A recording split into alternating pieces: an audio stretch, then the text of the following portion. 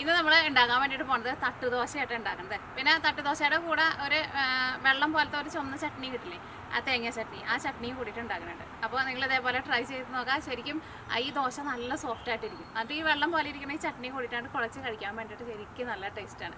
പിന്നെ ലാസ്റ്റ് നമ്മൾ അപ്ലോഡ് ചെയ്തിട്ടുണ്ടായിരുന്നു അരിപ്പൊടി വെച്ചിട്ട് ഒരു ചായ പലഹാരത്തിൻ്റെ ഒരു റെസിപ്പി ചെയ്തിട്ടുണ്ടായിരുന്നു. നിങ്ങൾ കുറേ പേരൊക്കെ ട്രൈ ചെയ്ത് നോക്കിയിട്ട് നല്ല ടേസ്റ്റ് ഉണ്ടായിരുന്നു. അപ്പോൾ ആ വീഡിയോ കാണാത്തവരുണ്ടെന്ന് വെച്ചാൽ ആ വീഡിയോ കൂടിയിട്ട് കണ്ടു നോക്കാം. പിന്നെ നമ്മുടെ തട്ടുദോശയും ട്രൈ ചെയ്ത് നോക്കാൻ വേണ്ടിയിട്ട് മറക്കരുത് കേട്ടോ. അപ്പോൾ നമുക്ക് ഒട്ടും സമയം കളയണ്ടേ, നമ്മുടെ തട്ടുദോശയും പിന്നെ തട്ടുദോശയുടെ കൂടെ കിട്ടുന്ന ആ വെള്ളം പോലത്തെ തേങ്ങ ചട്നി നമുക്ക് പെട്ടെന്ന് തന്നെ റെഡിയാക്കിയിട്ട് എടുക്കാം. അപ്പോൾ ഈ നമ്മുടെ തട്ടുദോശ റെഡിയാക്കാൻ വേണ്ട സാധനങ്ങൾ എന്തൊക്കെയാണെന്ന് നോക്കാം. അപ്പോൾ ഞാനിവിടെ നോക്കി ഇതേപോലെ ഗ്ലാസ്സിലാണ് അളവ് എടുത്തേക്കുന്നത്, എല്ലാത്തിൻ്റെ അളവ്. അപ്പോൾ നിങ്ങൾ എടുക്കണം സെയിം ഗ്ലാസ്സിൽ തന്നെ എടുക്കണം കേട്ടോ. അപ്പോൾ ഞാൻ ഈ ഗ്ലാസ്സിൽ 2 ഗ്ലാസ് പച്ചരിയാണ് എടുത്തേക്കുന്നത്. അപ്പോൾ ഞാനിവിടെ എല്ലാവരും ഓൾറെഡി ഞാൻ വെള്ളത്തിൽ കുതിർത്താൻ വേണ്ടിയിട്ട് വെച്ചിട്ടുണ്ട്. അപ്പോൾ 2 ഗ്ലാസ് പച്ചരി എടുക്കുമ്പോൾ ഞാൻ ആ സെയിം ഗ്ലാസ്സിൽ തന്നെ അര ഗ്ലാസ്, ഈ സെയിം ഗ്ലാസ്സിൽ തന്നെ അര ഗ്ലാസ് കുത്തരിയാണ് എടുത്തേക്കുന്നത്. കുത്തരി ഉണ്ടെന്ന് വെച്ചിട്ടുണ്ടെങ്കിൽ കുത്തരി എടുക്കുക. അപ്പോൾ നമ്മുടെ ദോശയ്ക്ക് കുറച്ചും കൂടി നല്ലൊരു കളറൊക്കെ ഉണ്ടാവും. അല്ലെങ്കിൽ നമ്മൾ ചോറിനാൻ എടുക്കണ പച്ചരി അല്ല, മറ്റേ പുഴുക്കലരി ഉണ്ടല്ലോ, ആ അരി എടുക്കുക, അത് അര ഗ്ലാസ് എടുക്കുക. പിന്നെ വേണ്ടത് ഉഴുന്നാണ്. ഉഴുന്നും ഞാൻ ഈ സെയിം ഗ്ലാസ്സിൽ തന്നെ അര ഗ്ലാസ് ഉഴുന്നാണ് എടുത്തേക്കുന്നത്. ഇതും വെള്ളത്തിലിട്ടിട്ട് കുതിർത്തി എടുത്തിട്ടുണ്ട് കേട്ടോ. അപ്പോൾ അതുകൊണ്ടാണ് ഇതിപ്പോൾ ഇത്രയ്ക്കായിട്ട് കൂടുതലായിട്ട് തോന്നുന്നത്. പിന്നെ നമ്മൾ ദോശയ്ക്കൊക്കെ ഉഴുന്നെടുക്കുമ്പോൾ ഇതേപോലെ നമുക്ക് കടയിൽ നിന്ന് മുഴുവനായിട്ടുള്ള ഉഴുന്നും കിട്ടും, അല്ലെങ്കിൽ ഇതിങ്ങനെ രണ്ടായിട്ട് സ്പ്ലിറ്റായിട്ടുള്ള ഉഴുന്നും കിട്ടുമല്ലോ. പക്ഷേ മുഴുവനായിട്ടുള്ള ഉഴുന്നായിരിക്കട്ടെ എപ്പോഴും നല്ലത്. പിന്നെ 1 ടേബിൾ സ്പൂൺ ഉലുവ എടുത്തിട്ടുണ്ട്. ഉലുവ ഞാൻ വെള്ളത്തിലിട്ടിട്ട് കുതിർത്തി എടുത്തിട്ടുണ്ട്. പിന്നെ ആ സെയിം ഗ്ലാസ്സിൽ തന്നെ അര ഗ്ലാസ് ചോറ് ഞാനിവിടെ സാധാരണ നമ്മൾ കഴിക്കാൻ എടുക്കുന്ന കുത്തരിയുടെ ചോറ് തന്നെയാണ് എടുത്തേക്കുന്നത്. അല്ലെങ്കിൽ ചോറ് ഇപ്പോൾ ഏത് ടൈപ്പ് ചോറായിരുന്നാലും കുഴപ്പമില്ല. അപ്പോൾ പച്ചരി 2 ഗ്ലാസ് എടുത്തു, കുത്തരി അര ഗ്ലാസ്, ഉഴുന്ന് അര ഗ്ലാസ്, ചോറ് അര ഗ്ലാസ്, ഉലുവ 1 ടേബിൾ സ്പൂൺ, പച്ചരി 2 ഗ്ലാസ്. അപ്പോൾ ഇത്രയ്ക്ക് സാധനങ്ങളാണ് എടുത്തേക്കുന്നത്. അപ്പോൾ ഞാനിതിവിടെ വെള്ളത്തിലിട്ടിട്ട് കുതിർത്തിയെടുത്തിട്ടുണ്ട്. കുത്തരി ആകുമ്പോൾ കുതിർന്ന് കിട്ടാൻ വേണ്ടിയിട്ട് കുറച്ച് സമയം കൂടുതലെടുക്കും. ഒരു 4 മണിക്കൂറെങ്കിലും വെള്ളത്തിലിട്ടിട്ട് കുതിർത്തേണ്ടി വരും. പക്ഷേ പച്ചരിയൊക്കെ ആകുമ്പോൾ നമുക്ക് 2 മണിക്കൂർ വെള്ളത്തിലിട്ടാൽ മതി. അതേപോലെ തന്നെ ഉഴുന്നായിരുന്നാലും ഉഴുന്ന് നമുക്ക് വളരെ കുറച്ച് സമയം ആവശ്യമുണ്ടാവുള്ളൂ, 1 മണിക്കൂർ വെള്ളത്തിലിട്ടാൽ മതി. അപ്പോൾ ഞാനിവിടെ എല്ലാവരും സെപ്പറേറ്റ് ആയിട്ടാണ് കുതിർത്തി എടുത്തേക്കുന്നത്. പിന്നെ ഉലുവയായിരുന്നാലും പെട്ടെന്ന് കുതിർന്ന് കിട്ടും, ഒരു അരമണിക്കൂർ ഇട്ടാൽ മതി. അപ്പോൾ എല്ലാവരും ഇങ്ങനെ പല സമയത്തായിട്ട് കുതിരാൻ വേണ്ടിയിട്ട് വെച്ചാലും കുഴപ്പമില്ല. അപ്പോൾ ഇതെല്ലാം കൂടിയിട്ട് മിക്സിയിൽ ഇട്ടിട്ട് സാധാരണ നമ്മൾ ദോശയ്ക്കൊക്കെ അരച്ചിട്ടെടുക്കില്ലേ, അതേപോലെ അരച്ചിട്ടെടുക്കുക.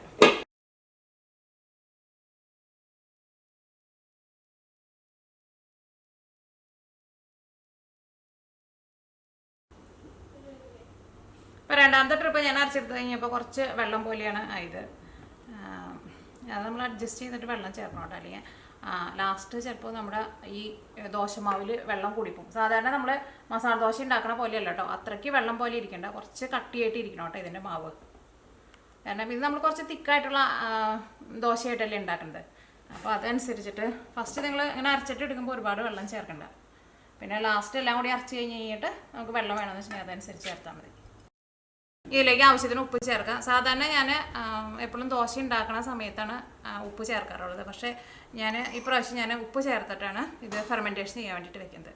അപ്പോൾ അങ്ങനെ ചെയ്യുമ്പോൾ നമ്മുടെ മാവ് കുറച്ചും കൂടി പെട്ടെന്ന് നല്ല സോഫ്റ്റായിട്ട് പുളിച്ച് പൊന്തി വരും. ഇതെന്താ ചെയ്യണമെന്ന് വെച്ചിട്ടുണ്ടെങ്കിൽ നമ്മൾ കൈ കൊണ്ട് നന്നായിട്ട് മിക്സ് ചെയ്യണോട്ടോ. എന്നാൽ മാത്രമേ, നമ്മളിതിപ്പോൾ പല ട്രിപ്പായിട്ടല്ലേ നമ്മളിത് അരച്ചിട്ട് എടുത്തത്. അപ്പോൾ എല്ലാം കൂടിയിട്ട് മിക്സ് ആവണമെന്ന് വെച്ചിട്ടുണ്ടെങ്കിൽ കൈ കൊണ്ട് നന്നായിട്ട് മിക്സ് ചെയ്യുക.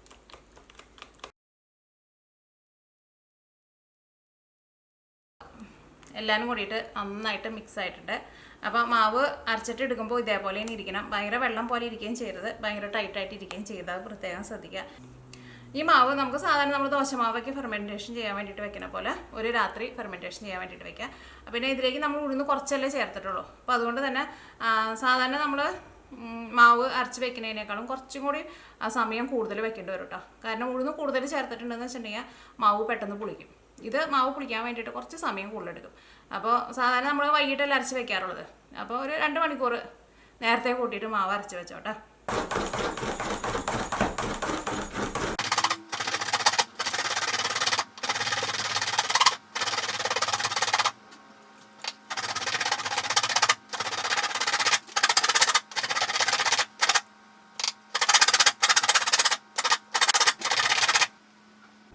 ഈ നമ്മുടെ ദോശ റെഡിയാക്കാൻ പോണതിന് മുമ്പ് നമുക്ക് ഇതിലേക്കുള്ള ചട്നി റെഡിയാക്കാം. അപ്പോൾ ഞാനിവിടെ ഒരു തേങ്ങയുടെ പകുതി തേങ്ങയായിട്ട് എടുത്തേക്കുന്നത്. അപ്പോൾ നിങ്ങൾ ഫ്രോസൺ തേങ്ങയാണ് വാങ്ങണതെന്ന് വെച്ചിട്ടുണ്ടെങ്കിൽ നമ്മുടെ ചായ കുടിക്കുന്ന ഗ്ലാസ് ഉണ്ടല്ലോ, ആ ഗ്ലാസ്സിൽ ഒരു 1.5 ഗ്ലാസ് തേങ്ങ എടുക്കാം. പിന്നെ ഞാനിവിടെ പൊട്ടുകടല എടുത്തിട്ടുണ്ട്. ഇത് നമ്മൾ ഓൾറെഡി റോസ്റ്റ് ചെയ്ത് വരില്ലേ, അത് ഞാനിവിടെ 1.5 ടേബിൾ സ്പൂണാണ് എടുത്തേക്കുന്നത്. കൂടുതൽ ചേർക്കരുത് കേട്ടോ. കൂടുതൽ ചേർത്തിട്ടുണ്ടെന്ന് വെച്ചിട്ടുണ്ടെങ്കിൽ നമ്മുടെ ചട്നി ഭയങ്കര തിക്കായിട്ട് വരും. അത് പ്രത്യേകം ശ്രദ്ധിക്കാം. പിന്നെ അതേ ഇതേപോലത്തെ ഒരു കഷ്ണം ഇഞ്ചി എടുത്തിട്ടുണ്ട്. പിന്നെ ഇതിലേക്ക് നമ്മൾ 2 ടൈപ്പുള്ള മുളക് ചേർക്കുന്നുണ്ട്. സാധാരണ മുളകും ചേർക്കുന്നുണ്ട്, പിന്നെ പിരിയമുളക് എന്ന് പറയില്ലേ, കാശ്മീരി മുളക്, അതും ചേർക്കുന്നുണ്ട്. അപ്പോൾ ഈ പിരിയമുളക് നിങ്ങളുടെ അടുത്ത് ഇല്ലയെന്ന് വെച്ചിട്ടുണ്ടെങ്കിൽ ചേർത്തില്ലെങ്കിൽ കുഴപ്പമില്ല. പക്ഷേ അതും കൂടി ചേർക്കുമ്പോൾ നമ്മുടെ ചട്നിക്ക് കുറച്ചും കൂടി നല്ലൊരു കളർ കിട്ടാൻ വേണ്ടിയിട്ടാണ് നമ്മളത് ചേർക്കുന്നത്. നിങ്ങൾക്ക് അറിയായിരിക്കും, ഈ പിരിയമുളക് അല്ലെങ്കിൽ കാശ്മീരി മുളക് രണ്ടും സെയിം തന്നെയാണ്. പക്ഷേ ആ മുളകിന് ഒട്ടും എരിവില്ല, പക്ഷേ കളറിന് വേണ്ടിയിട്ടാണ് ചേർക്കുന്നത്. അപ്പോൾ ഞാനിവിടെ നമ്മുടെ സാധാരണ ഉണക്കമുളക് ഞാനിവിടെ നോക്കി ഒരു 7 ഉണക്കമുളക് എടുത്തിട്ടുണ്ട്. അല്ലെങ്കിൽ നിങ്ങളുടെ എരിവിനനുസരിച്ചിട്ട് ചേർക്കാം ഇത്. പിന്നെ മുഴുവനായിട്ടുള്ള പിരിയമുളക് ഉണ്ടെന്ന് വെച്ചിട്ടുണ്ടെങ്കിൽ അതും കൂടിയിട്ട് ചേർക്കാം. അപ്പോൾ എൻ്റെ അടുത്ത് ഇപ്പോൾ മുഴുവനായിട്ടുള്ള പിരിയമുളക് ഇല്ല, കാശ്മീരി മുളക് ഇല്ല. അപ്പോൾ എൻ്റെ അടുത്ത് അതിൻ്റെ പൊടിയുണ്ട്. അപ്പോൾ അതാണ് കേട്ടോ ഞാൻ ചേർക്കേണ്ടത്. അപ്പോൾ അത് ഞാൻ ഇതിലേക്ക് 1 ടേബിൾ സ്പൂൺ ചേർക്കുന്നുണ്ട്. അല്ലെങ്കിൽ മുഴുവനായിട്ടുള്ള കാശ്മീരി മുളക് എന്ന് വെച്ചിട്ടുണ്ടെങ്കിൽ ഒരു 3-4 ചേർക്കാം. അത് ചിലപ്പോൾ ഭയങ്കര വലുതായിരിക്കും, ചിലപ്പോൾ ചെറുതായിരിക്കും. അത് നിങ്ങൾ അതനുസരിച്ചിട്ട് ചേർക്കുക. കാരണം അത് നമ്മളിപ്പോൾ ഇച്ചിരി കൂടിയാലും കുഴപ്പമൊന്നുമില്ല, എരിവൊന്നും കൂടില്ലല്ലോ. അപ്പോൾ ഇത്രയും സാധനങ്ങളാണ് വെച്ചിട്ടാണ് നമ്മൾ ചട്നി നമ്മൾ അരച്ചിട്ട് എടുക്കാൻ വേണ്ടിയിട്ട് പോകുന്നത്. അപ്പോൾ ഇത് അരച്ചെടുക്കാൻ പോണതിന് മുമ്പ് നമുക്ക് ഇതൊന്ന് നന്നായിട്ടൊന്ന് ചൂടാക്കിയിട്ട് എടുക്കണം. അതേപോലെ തന്നെ നമ്മുടെ ഈ ഉണക്കമുളക്, ഈ മുളകും ചൂടാക്കിയിട്ട് എടുക്കണം. പിന്നെ മുളക് പൊടിയാണല്ലോ ചേർക്കുന്നത് ഞാൻ, മറ്റേത് കാശ്മീരി മുളക് പൊടി, അതും ഒന്ന് ചൂടാക്കിയിട്ട് എടുക്കണം. അല്ലെങ്കിൽ മുഴുവനാന്ന് വെച്ചിട്ടുണ്ടെങ്കിൽ അതും ചൂടാക്കിയിട്ട് എടുക്കാം. അപ്പോൾ അങ്ങനെ 3 നമ്മൾ ഫസ്റ്റ് ചൂടാക്കും. അത് കഴിഞ്ഞിട്ട് ഇതിലേക്ക് നമ്മൾ ആവശ്യത്തിന് വെള്ളം ഒഴിച്ചിട്ട് ഇത് നല്ല പേസ്റ്റ് പോലെ നമ്മൾ അരച്ചിട്ടെടുക്കും. അത് കഴിഞ്ഞിട്ട് നമ്മൾ സാധാരണ നമ്മൾ ചട്നിയിലേക്ക് താളിച്ച് ചേർക്കില്ലേ, അതേപോലെ താളിച്ച് ചേർക്കാൻ വേണ്ടിയിട്ട് ഞാനിവിടെ കുറച്ച് സവോള എടുത്തിട്ടുണ്ട്. സവോളയ്ക്ക് പകരം ചുവന്നുള്ളി ഉണ്ടെന്ന് വെച്ചിട്ടുണ്ടെങ്കിൽ ചുവന്നുള്ളി എടുക്കുക. പിന്നെ കറിവേപ്പില എടുത്തിട്ടുണ്ട്, ഒരു 3/4 ടീസ്പൂൺ കടുക് എടുത്തിട്ടുണ്ട്, പിന്നെ ഒരു ഉണക്കമുളക് എടുത്തിട്ടുണ്ട്. അപ്പോൾ വെളിച്ചെണ്ണ ഉണ്ടെന്ന് വെച്ചിട്ടുണ്ടെങ്കിൽ വെളിച്ചെണ്ണയിൽ താളിച്ച് ചേർക്കാം. അപ്പോൾ ഫസ്റ്റ് ഞാൻ ഉണക്കമുളക് ചേർക്കട്ടെ.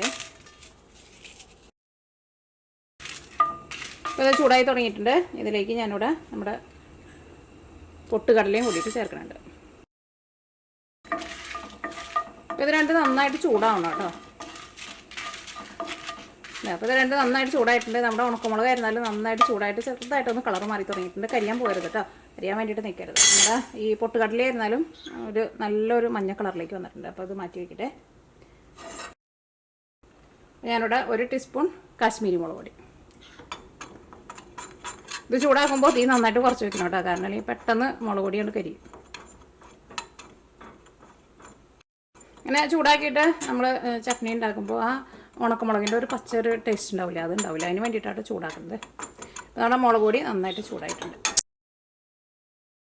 മിക്സിയിലിട്ടിട്ട് അരച്ചെടുക്കുക. ഇഞ്ചി ചേർക്കട്ടെ, മുളക്,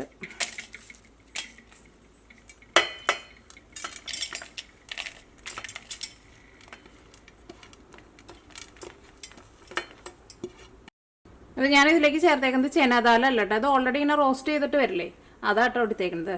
ഇതിലേക്ക് നമുക്ക് ആവശ്യത്തിന് വെള്ളം ഒഴിക്കാം. ഫസ്റ്റ് കുറച്ച് വെള്ളം ഒഴിച്ചിട്ട് നല്ല പേസ്റ്റ് പോലെ അരച്ചെടുക്കുക. അത് കഴിഞ്ഞിട്ട് സാധാരണ നമ്മുടെ തട്ടുകടയിൽ കിട്ടുന്ന ഈ ചട്നി കുറച്ച് ഇങ്ങനെ നല്ല വെള്ളം പോലെ ഇരിക്കുമല്ലോ, അത് നമുക്ക് പിന്നെ ചേർക്കാം. കാരണം ഇപ്പോൾ തന്നെ നമ്മൾ ഫുള്ള് വെള്ളം ചേർത്തിട്ടുണ്ടെന്ന് വെച്ചിട്ടുണ്ടെങ്കിൽ നമുക്ക് ശരിക്കും അരഞ്ഞു കിട്ടില്ല. ഇതാ നോക്കിയേ, ഇപ്പോൾ നമ്മുടെ ചട്നി നല്ല പേസ്റ്റ് പോലെ അരച്ചെടുത്തിട്ടുണ്ട്. ഇപ്പോൾ അത് കുറച്ച് തിക്കായിട്ടാണ് ഇരിക്കുന്നത്. അപ്പോൾ നമുക്ക് കുറച്ച് വെള്ളം പോലെ ആക്കാൻ വേണ്ടിയിട്ട് കുറച്ചുകൂടി വെള്ളം ഒഴിച്ചിട്ട് ഒന്നുകൂടി ഒന്ന് കറക്കിയിട്ടെടുക്കുക. അത് നന്നായിട്ട് അരഞ്ഞു കഴിഞ്ഞിട്ട് മാത്രമേ വെള്ളം ഒഴിച്ചാൽ മതിയിട്ട്, അല്ലെങ്കിൽ നമ്മുടെ ചട്നി അറിയില്ല.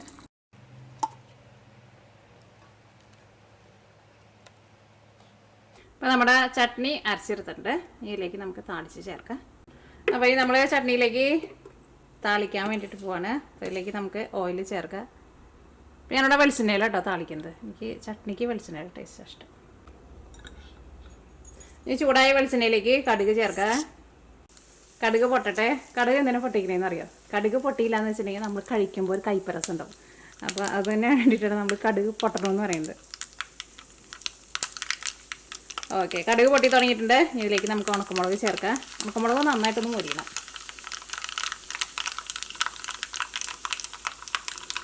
ഇതിലേക്ക് സവോള ചേർക്കുക. സവോളേനേക്കാളും നല്ലത് എപ്പം ചുവന്നുള്ളി കേട്ടോ.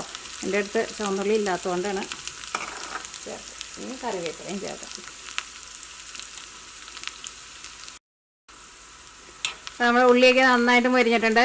ഇനി ഇത് ചൂടോട് കൂടിയിട്ട് നമ്മുടെ ചട്നിയിലേക്ക് ഒഴിക്കുക. ചട്നി ഒരു സമയത്ത് ചൂടാക്കരുത് കേട്ടോ, പ്രത്യേകം ശ്രദ്ധിക്കുക. പിന്നെ ഇതിലേക്ക് നമ്മൾ പൊട്ടുകടല ചേർത്തിട്ടുണ്ടല്ലോ, അതുകൊണ്ട് തന്നെ ചട്നി അങ്ങനെ ചൂടാക്കിയിട്ടുണ്ടെന്ന് വെച്ചിട്ടുണ്ടെങ്കിൽ ചട്നി ഭയങ്കര തിക്കായിട്ട് വരും. അപ്പോൾ നമ്മൾ ഈ താളിച്ച് ചേർത്ത് നമ്മുടെ ചട്നിയിലേക്ക് ഒഴിക്കാട്ടോ ചെയ്യണത്. നമ്മുടെ ചട്നി റെഡി ആയിട്ടുണ്ട്. ചൂടോട് കൂടിയിട്ട് മിക്സ് ചെയ്യണം കേട്ടോ. അപ്പോൾ നമ്മൾ ഈ താളിച്ച് ചേർത്തേണ്ട ചെറിയൊരു ചൂടുണ്ടല്ലോ, അത് നമ്മുടെ ചട്നിക്ക് കിട്ടും.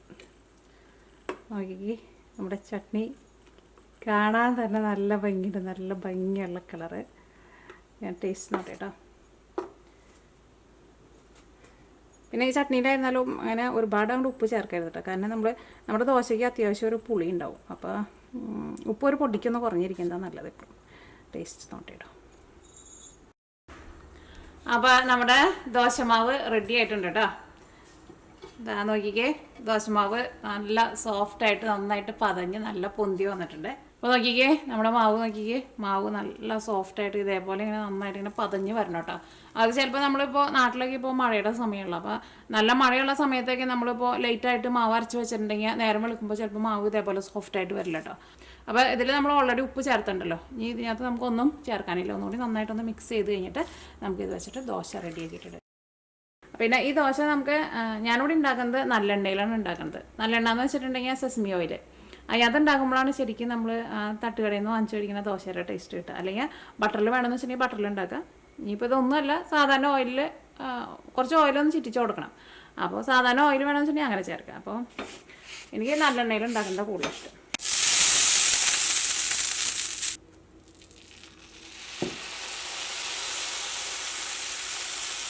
അതൊക്കെ ഒന്ന് ചിറ്റിച്ച് കൊടുക്കാം.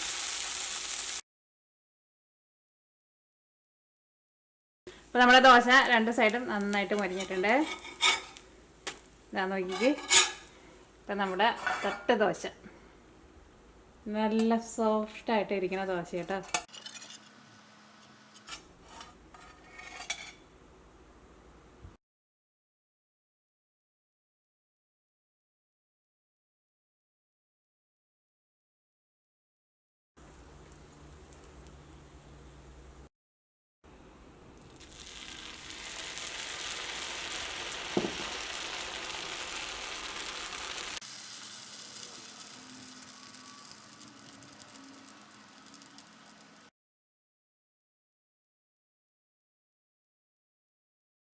അപ്പോൾ നമ്മൾ ഓരോ പ്രാവശ്യം ദോശ ഉണ്ടാക്കുമ്പോഴും കുറേശ്ശെ ഓയിൽ ഒഴിച്ചിട്ടൊന്ന് തൂത്ത് കൊടുക്കണം കേട്ടോ.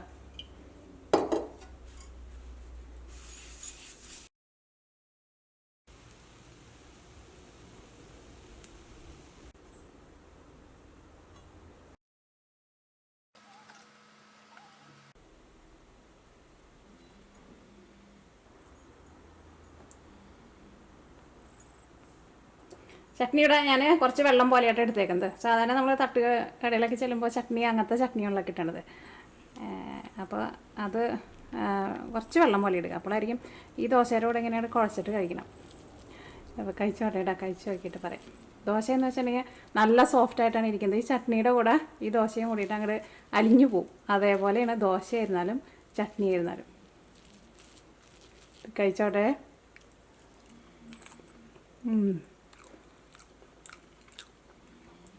നല്ല സോഫ്റ്റായിട്ടാണ് ഇരിക്കുന്നത്. ദോശ ഏതാ ചട്നി ഏതാണെന്ന് നമുക്ക് തിരിച്ചറിയാൻ വേണ്ടിയിട്ട് പറ്റില്ല. അതേപോലെ രണ്ടും കൂടിയിട്ട് നന്നായിട്ട് മിക്സ് ചെയ്ത് വരും. അപ്പോൾ നിങ്ങളെല്ലാവരും ട്രൈ ചെയ്ത് നോക്കാം. ട്രൈ ചെയ്ത് നോക്കിയിട്ട് ഫീഡ്ബാക്ക് പറയാൻ വേണ്ടിയിട്ട് മറക്കരുത്. പിന്നെ ദോശമാവ് ഞാൻ സ്റ്റാർട്ടിങ്ങിൽ പറഞ്ഞല്ലോ, നന്നായിട്ട് സോഫ്റ്റായിട്ട് നന്നായിട്ട് ഇങ്ങനെ പൊന്തി വരണം കേട്ടോ. അപ്പോഴായിരിക്കും നമ്മുടെ ദോശ ഇതേപോലെ ഇങ്ങനെ നല്ല സോഫ്റ്റായിട്ട് വരാം.